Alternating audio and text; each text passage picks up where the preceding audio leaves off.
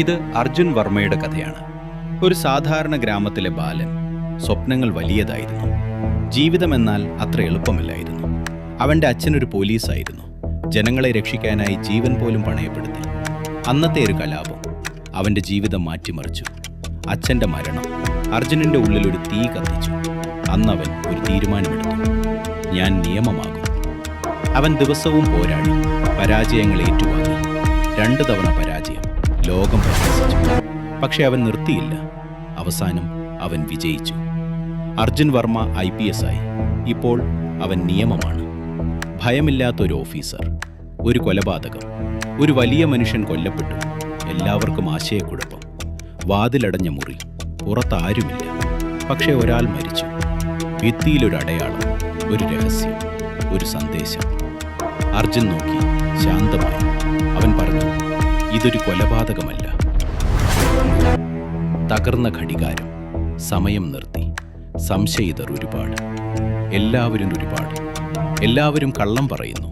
സത്യം മറഞ്ഞിരിക്കുന്നു. ഒരു പഴയ ഗ്രാമം, മറന്നുപോയ ചരിത്രം. അവിടെ നിന്നാണ് ഈ കഥ തുടങ്ങുന്നത്. അവൻ കാണുന്നുണ്ട്, എല്ലാം അറിയുന്നവരാണ്. ഇത് തുടക്കമാണ്. അടുത്തത് കൂടുതൽ ഭയാനകം. കേസ് കൂടുതൽ സങ്കീർണമായി. ഓരോ ക്ലൂവും മറ്റൊരു ചോദ്യമായി മാറി. അർജുൻ ഇപ്പോൾ പിന്നോട്ടില്ല. CCTV ദൃശ്യങ്ങൾ. ഒരു നിമിഷം. 11:47 എല്ലാം നിർത്തി. ഇത് യാദൃശ്ചികമല്ല. സിസ്റ്റം ഹാക്ക് ചെയ്തിരിക്കുന്നു.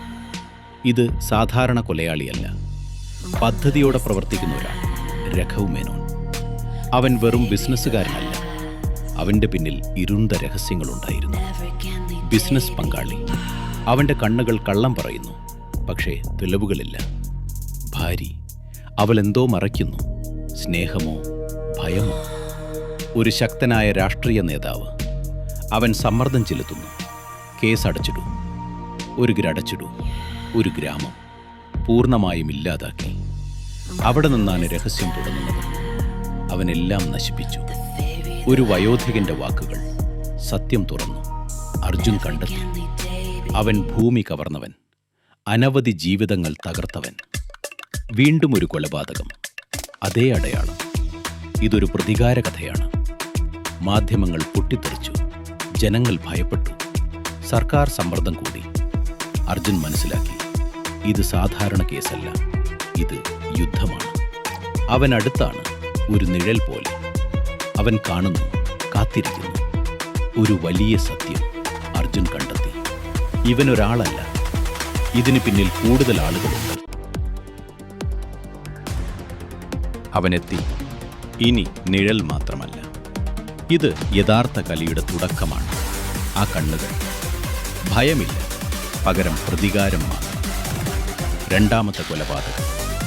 അർജുൻ ഇപ്പോൾ ഉറപ്പിച്ചു, ഇതൊരു പാറ്റേണാണ്. അവനെല്ലാം കാണുന്നു. പോലീസിന്റെ ഓരോ നീക്കവും. അവൻ മുന്നിലാണ്. അർജുൻ ടീം ഒരുക്കി. ഇനി ഇത് ഒരു വേട്ടയാണ്, ഒരു ആക്രമണം. കൊലയാളി അടുത്തു തന്നെ ഉണ്ടായിരുന്നു. പക്ഷെ പിടികിട്ടിയില്ല. അർജുൻ സംശയിച്ചു. ഇവിടെ ആരോ അകത്തുനിന്ന് സഹായിക്കുന്നു. ഒരു പഴയ ഓർമ്മ. ഒരു ഗ്രാമം കത്തിച്ചു. ജീവിതങ്ങൾ നശിച്ചു. ആ കുഞ്ഞ് എല്ലാം കണ്ടു. അവൻ്റെ ഉള്ളിൽ ജനിച്ചത് പ്രതികാരം. അവൻ തന്നെയാണ് ദേവ്. ജീവിച്ചിരിക്കുന്ന പ്രതികാരം. ആദ്യമായി അവർ നേരിൽ കണ്ടു. നിയമവും പ്രതികാരവും തമ്മിൽ. നിയമം പരാജയപ്പെട്ടു, ദേവ് പറഞ്ഞു. അതുകൊണ്ട് ഞാൻ തന്നെ നീതിയായി. അർജുൻ മറുപടി നൽകി. നീതി എന്നത് കൊലപാതകമല്ല, വലിയ സത്യം. ദേവ് ഒറ്റക്കല്ല. ഒരു പോലീസ് ഓഫീസർ അവനെ സഹായിക്കുന്നു. അർജുൻ ഞെട്ടി. ശത്രു പുറത്തല്ല, അവൻ അകത്താണ്. ഇനി യുദ്ധം കൂടുതൽ അപകടകരം. ഇത് അവസാന പോരാട്ടം. അർജുൻ തയ്യാറായി. ഇനി പിന്നോട്ടില്ല. ഒരു പഴയ ഗോഡൗൺ. ഇവിടെയാണ് എല്ലാം അവസാനിക്കുന്നത്. ഓരോ അടിയും അപകടം. ശ്വാസം പോലും ഭാരം. അവൻ കാത്തിരിക്കുന്നു. അവസാന ഏറ്റുമുട്ടലിന്. നിയമവും പ്രതികാരവും ഒന്നു മുന്നിൽ ഒന്നായി. നീതി മരിച്ചപ്പോൾ ഞാൻ ജനിച്ചു. ദേവ് പറഞ്ഞു, നിയമം ഒരിക്കലും മരിക്കില്ല.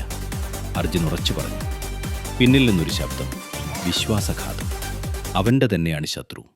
ആരെയാണ് വിശ്വസിക്കേണ്ടത്? അവസ്ഥ നിയന്ത്രണാതീതമായി. വെടിവെപ്പ് തുടങ്ങി. അവസാന പോരാട്ടം. അർജുൻ പോരാടി. സത്യം വേണ്ടി. പ്രതികാരം അവനെ ശൂന്യമാക്കി. അവനെല്ലാം നഷ്ടപ്പെടുത്തി. അവസാനം നിയമം ജയിച്ചു. സത്യം പുറത്തു വന്നു. രാജ്യം കണ്ടു. പക്ഷേ കഥ ഇവിടെ അവസാനിച്ചില്ല. ഒരു പുതിയ അടയാളം, ഒരു പുതിയ ഭീഷണി.